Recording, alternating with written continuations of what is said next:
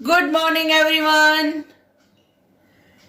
આજે આપણે એક સૌથી અગત્યના ટોપિક પક્ષ્મ અને કશા દેટ ઇઝ સિલિયા અને ફ્લેજેલા વિશે અભ્યાસ કરીશું.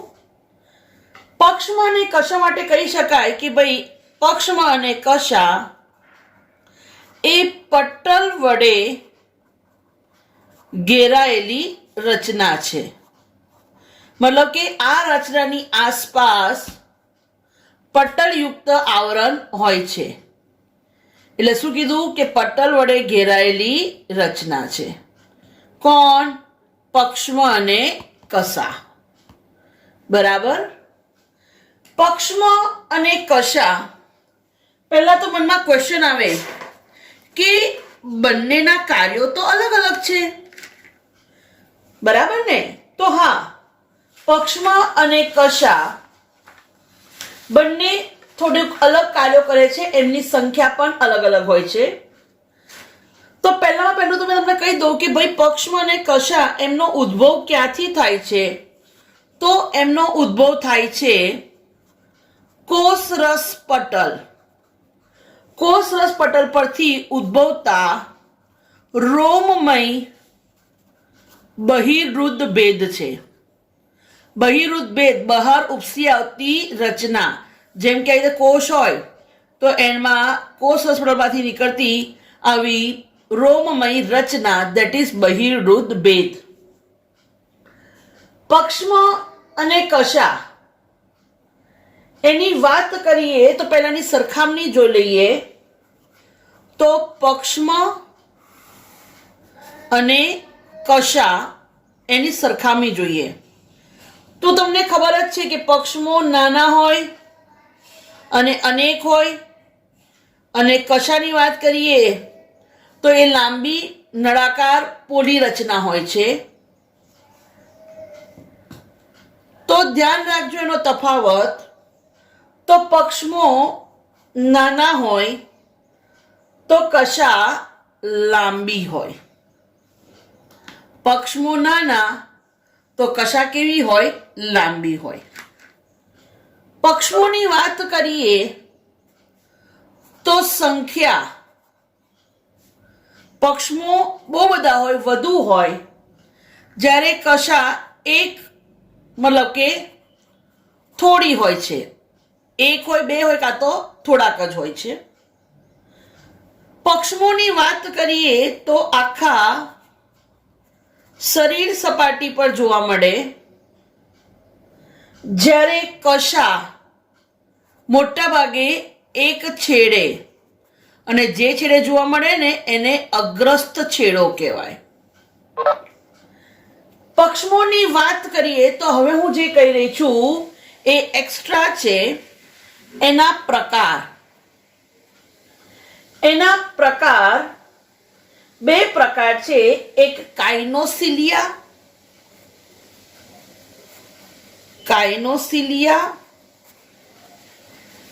અને બીજો પ્રકાર છે સ્ટીરિયોસિલિયા. આ બંને એક્સ્ટ્રા ઇન્ફોર્મેશન છે. કાઇનોસિલિયા માટે કહી શકાય કે એ ચલિત હોય, હલનચલન કરે. ક્યાં જોવા મળે? તો શ્વાસ નળી અને અંડવાહિની, માદામાં જે અંડકોષનું વહન કરે અંડવાહિની, એમાં જોવા મળે. જ્યારે સ્ટીરિયોસિલિયાની વાત કરીએ તો એ અચલિત હોય છે, અને એક ખાસ કહું તો એ સંવેદી કોષો ધરાવે છે. ક્યાં જોવા મળે? તો કહી દો તમને, જીભમાં આવેલી હોય છે સ્વાદ કલિકા. જીભમાં શું આવેલું હોય? સ્વાદ કલિકા, જેના દ્વારા સ્વાદની ખબર પડે છે. બરાબર. તો કશાના પ્રકાર જોવા જઈએ તો કશાના પણ બે પ્રકાર છે. એક વિપ્લેશ, ચાબુક જેવી. આ કશા કેવી હોય? ચાબુક જેવી, વધારે જોવા મળે.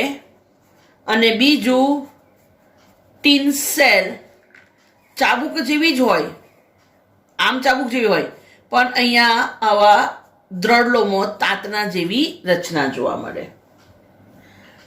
પક્ષમોની વાત કરીએ તો પક્ષમો મદદ કરે છે શામાં? હલનચલન, ખોરાક ગ્રહણ, અને હમણાં જ કીધું સંવેદના, જીભમાં સંવેદી ગ્રાહક તરીકે વર્તે. તો કશા ફક્ત હલન ચલનમાં ભાગ ભજવે છે, કશા ખોરાક ગ્રહણમાં ભાગ ભજવતી નથી. બરાબર. તો આ તમારો પહેલો બેઝિક ડિફરન્સ થયો કે ભાઈ પક્ષમો અને કશાની વાત કરીએ તો ખબર હોવી જોઈએ કે પક્ષમો નાના હોય, ખબર છે ને, જેમ કે પેરામેશિયમ, તો એના પર કેટલા બધા પક્ષમો હોય છે, અને આ પક્ષમો ગતિ કરે છે કેવી રીતે? આમ હલેસાની જેમ. આમ હલેસાની જેમ ગતિ કરે એટલે શું થાય કે પાણીના પ્રવાહની સાથે ખોરાક અંદર કોષમાં પ્રવેશે. બરાબર. એટલે પક્ષમોમાં મદદ, આપણે કાર્ય લખ્યું ખોરાક ગ્રહણ. બરાબર. પક્ષમો આખા શરીરની સપાટી પર જોવા મળે, કશા એક જ છેડે જોવા મળે. બરાબર. પક્ષમોની સંખ્યા વધુ હોય અને કશા એક કે બે હોય, ક્યારેક જૂથમાં 5-7 પણ હોય છે.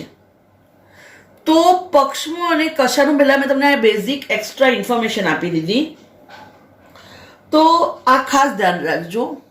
બીજું, જ્યારે કશાની વાત કરીએ તો આપણે કશા આદિકોષ કેન્દ્રી કોષમાં પણ શીખી ગયા છે.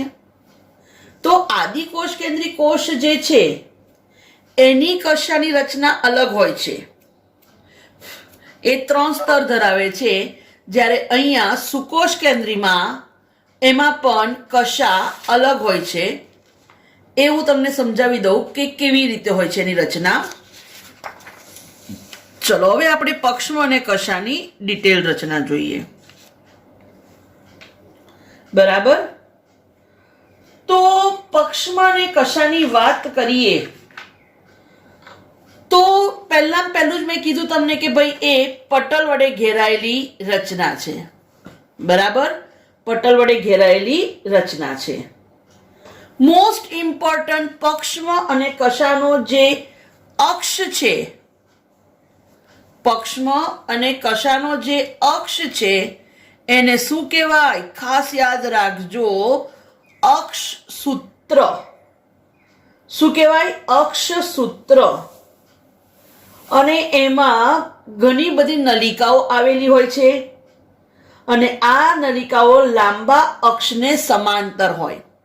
એટલે તમે ઉપરથી જુઓ ને તો તમને આવી રીતે નલિકા દેખાય. 9 નલિકાઓ જોડમાં હોય, તો 1 2 3 4 5 6 7 8 9. એટલે ઉપરથી આમ છેદ લઈએ તો આવી રીતે દેખાય. હવે જસ્ટ લાઈક સમજી લો કે આ પેન છે. બરાબર. આ પેન છે, તમે અહીંયાથી ખાલી ઉપરથી જુઓ તો તમને કેવું દેખાય? આટલી ખાલી ગોળ ટપકું દેખાય. બરાબર. પણ બેઝિકલી કેવી છે? આખી પેન લાંબી નલિકાકાર. સેમ વસ્તુ, આ આખી આમ લાંબી નલી હોય છે. ખ્યાલ આવી ગયો? બરાબર. આખી આવી રીતે લાંબી સમાંતર નલિકાઓ હોય છે, પણ ઉપરથી તમે જુઓ તો તમને ઉપરથી દેખાય આવી રીતે. ખ્યાલ આવી ગયો? પહેલી વસ્તુ કે આખી સમાંતર ગોઠવાયેલી નલિકાઓ હોય છે, પણ આપણે ઉપરથી જુઓ તો તમને આટલી રચના દેખાય. તમને આટલો જે ભાગ દેખાય છે જેને કહેવાય અક્ષ સૂત્ર. શું કહેવાય એને? અક્ષ સૂત્ર. ખ્યાલ આવી ગયો? બરાબર. તો વસ્તુ ધ્યાન રાખજો. અને નલિકાઓ જે છે એ સમાંતર ગોઠવાય છે. અહીંયા કેન્દ્રમાં પણ 2 સૂક્ષ્મ નલિકાઓ હોય છે. બરાબર. અને પરિઘ તરફ કેટલી? 9 જોડિયા. તો જુઓ, પરિઘ તરફ 9 જોડિયા એટલે 9, અને કેન્દ્રમાં 2, તો તમને 9 + 2 રચના પૂછે તો ધ્યાન રાખજો પક્ષ્મ અને કશા. અથવા 9 દુ 18, 18 ને 2 20. તમને એવું પૂછે 20 નલિકામય અંગિકા પૂછે તો પણ શું આવશે? પક્ષ્મ અને કશા. તો બે ઇમ્પોર્ટન્ટ વસ્તુ કીધી. પક્ષ્મ અને કશા, એના અક્ષને શું કહેવાય? અક્ષ સૂત્ર. આની રચના 9+2, પરિઘ તરફ 9 જોડિયા અને કેન્દ્રમાં 2 નલિકા. બરાબર. આ પરિઘવર્તી નલિકાઓ કેન્દ્રસ્થ નલિકા સાથે જોડાય છે. કોના દ્વારા? સેતુ દ્વારા.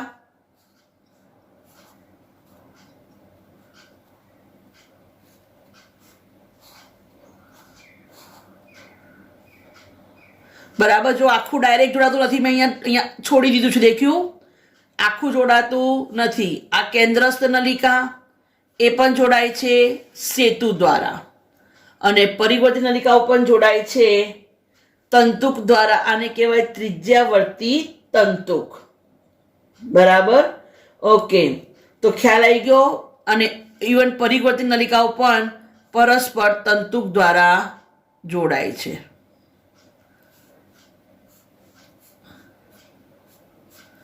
ખ્યાલ આવી ગયો? તો આ થઈ તમારી પક્ષ્મ અને કશાની રચના. હવે આ જ વસ્તુ હું તમને ફરી એકદમ પરફેક્ટ સમજાવી દઉં કે જેમાં તમને કન્ફ્યુઝન જ ના રહે.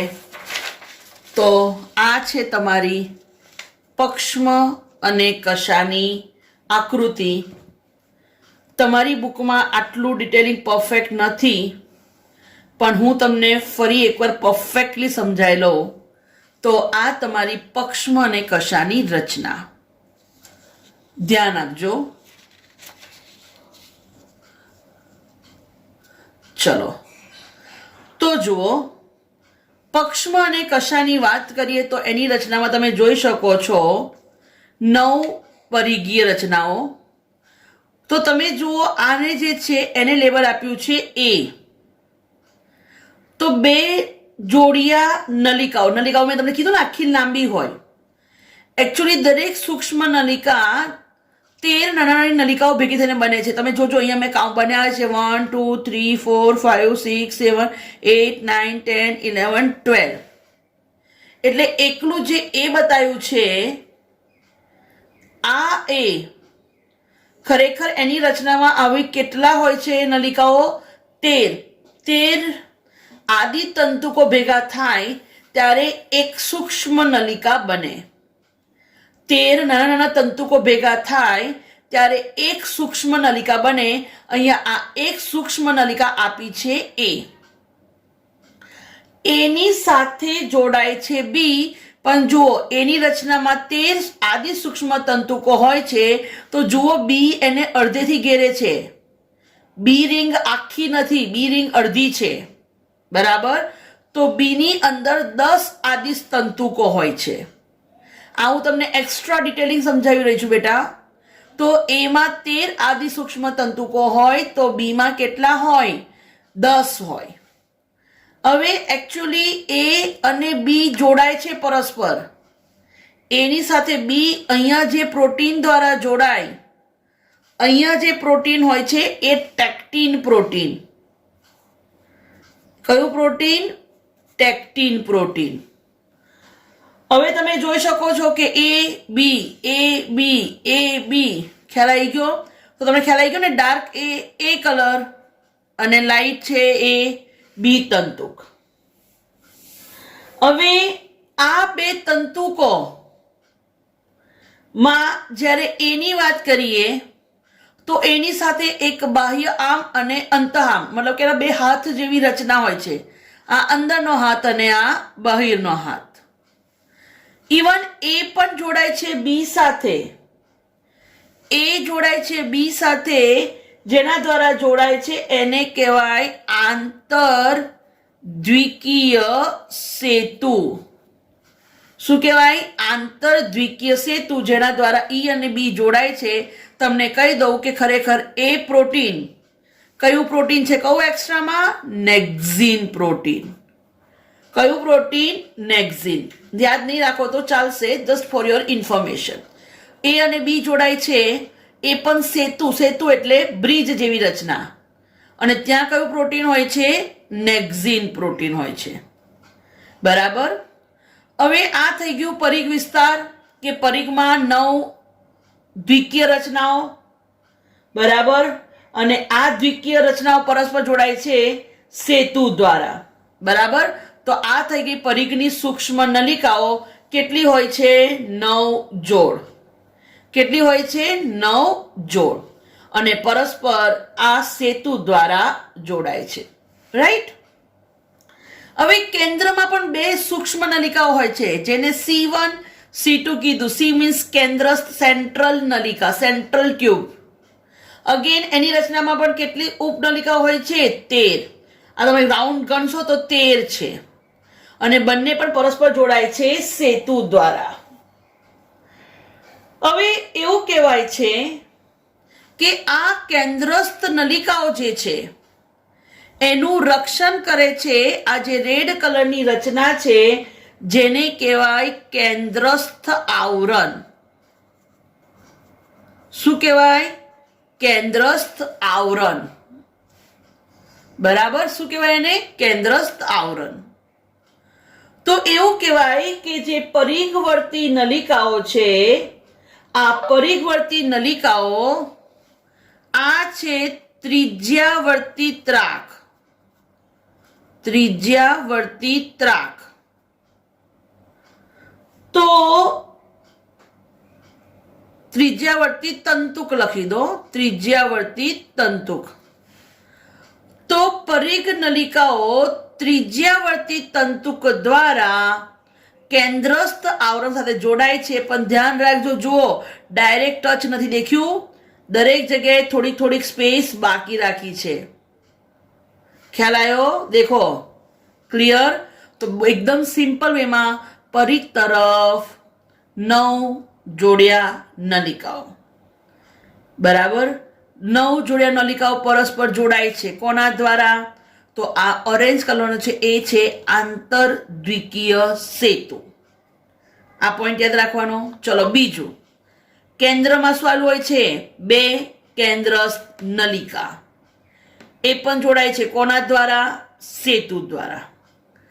કેન્દ્રસ્થ જે નલિકા છે એને આવરણ રક્ષણ છે. કોણ?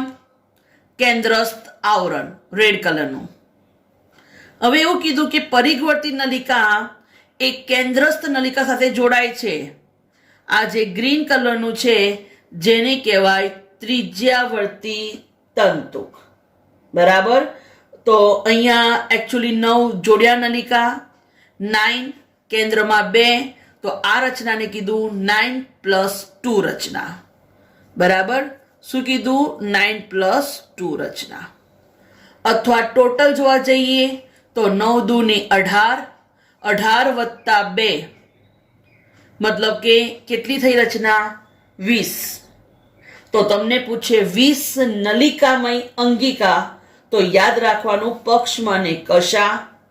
જીવરસ પટલથી ઘેરાયેલી રચના છે. એના અક્ષને શું કહેવાય? અક્ષ સૂત્ર. આ એનું અક્ષ સૂત્ર થયું. શું કેવું છે? 9+2. બરાબર. કેન્દ્રસ્થ નલિકા જોડાય છે સેતુ દ્વારા. બરાબર. કેન્દ્રસ્થ નલિકાને આવરે છે કોણ? કેન્દ્રસ્થ આવરણ. અને કેન્દ્રસ્થ નલિકા પરિઘીય નલિકા સાથે જોડાય છે. કોના દ્વારા? તો આ છે ત્રિજ. આ ત્રિજ્યા આમ હોય ને એટલે જોડાય કોના દ્વારા? ત્રિજ્યાવર્તી તંતુક દ્વારા. ખ્યાલ આવી ગયો? અને 2 નલિકાઓ પરસ્પર જોડાય છે. કોના દ્વારા? તો આંતરદ્વિકીય સેતુ દ્વારા. બરાબર. અને ખાસ ધ્યાન રાખવાનું કે પક્ષમાં અને કશા એની રચના જે થાય છે એ તારા કેન્દ્રના તલકાઈ જેવી જ હોય છે. તારા કેન્દ્રના તલકાઈ પણ આવું જ હોય છે. એને પણ કહેવાય અક્ષ સૂત્ર. ક્લિયર અહીંયા સુધીનું?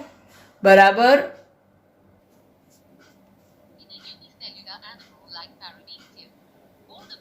તો જુઓ આ પેરામિશિયમ એમાં પક્ષમો બતાયા છે. જુઓ પેરામિશિયમમાં પક્ષમો કેવા સપાટી પરથી મસ્ત ઉદ્ભી આવ્યા છે, સપાટી પરના બહિરુદભેદ. બરાબર. તો એક્ઝેક્ટલી જુઓ પક્ષમો કેવા ફાઇન દેખાય છે. હવે એની રચના દેખીએ તો જુઓ આ છે એનો અક્ષ તંતુ જે હમણાં જ આપણે દોર્યું. બરાબર. જુઓ પરિઘ તરફ છે 9 જોડિયા ઓરેન્જ કલરમાં અને કેન્દ્રમાં 2 કેસરી દેખાય છે. દેટ ઇઝ 9+2 રચના.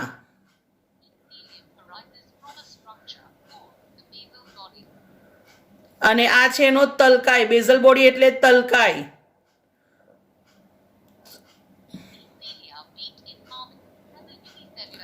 આ જો હલેસા જેવું કાર્ય કરે છે.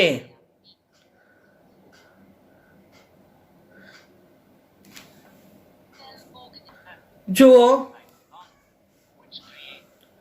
આ બીજું સિલિયા અને ફ્લેજેલાની રચના જુઓ. તો પહેલા બેક્ટેરિયામાં જુઓ સિલિયા દેખાય છે.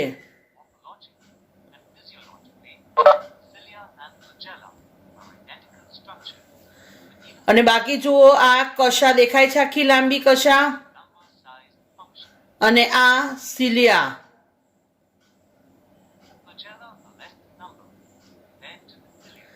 જોવાય છે કશા અને આ બધા સિલિયા.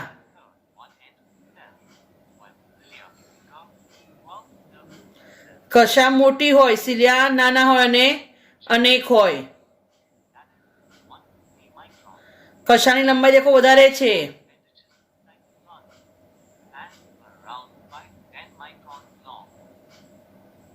જ્યારે સિલિયાની પક્ષમોની લંબાઈ ઓછી હોય છે. અને કશા જુઓ દેખાય છે એકદમ મસ્ત કશા દેખાય, ચાબુક જેવી કશા. મેં એનો પ્રકાર તમને બતાવ્યો, કશા ચાબુક જેવી.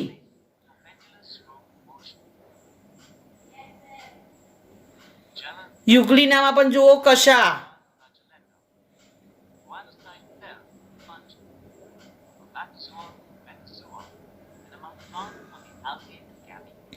શુક્રકોષમાં પણ પૂંછડી જેવી હોય કશા, હલનચલનમાં મદદ કરે.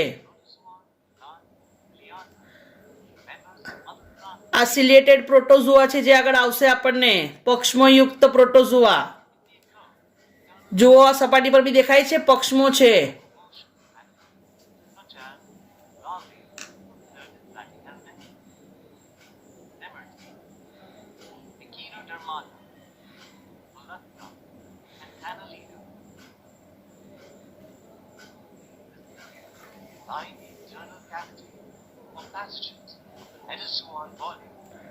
અળસિયામાં પણ એની સપાટી પર વજ્રકેશો આવેલા હોય છે, તંતુમય રચના જે એને હલનચલનમાં મદદ કરે છે.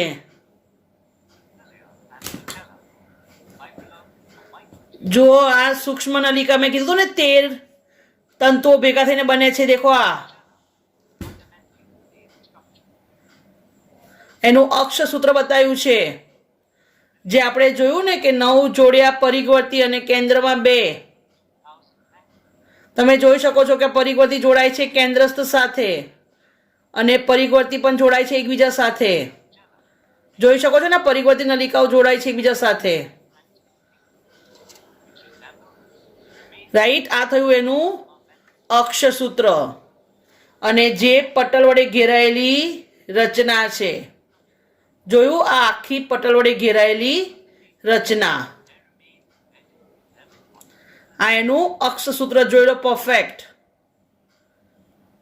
ખ્યાલ આવી ગયો. અને પરસ્પર તંતુકો દ્વારા જોડાય છે. આ 2 કેન્દ્રસ્થ નલિકા મેં તમને કીધું હતું C1 અને C2, એ પણ જોડાય છે સેતુ દ્વારા.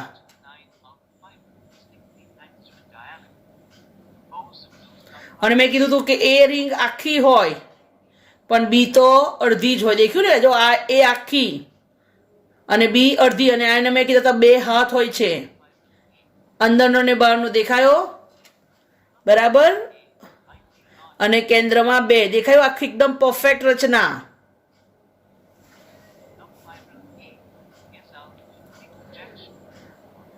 એ મેં કીધું ને 13 સૂક્ષ્મ તંતુઓનું બનેલા હોય આદિ સૂક્ષ્મ તંતુ.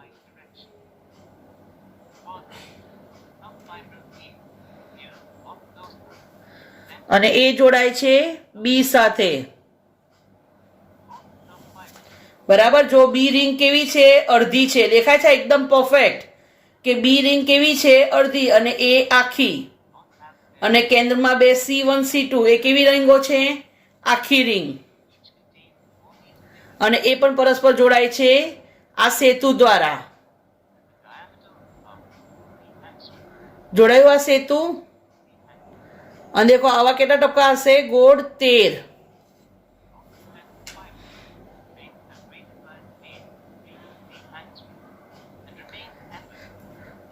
બરાબર. અને આ કેન્દ્રસ્થ શીથ આવરણ, મધ્યસ્થ આવરણ જેના દ્વારા પરિવર્તી નલિકાઓ જોડાય છે. દેખ્યું?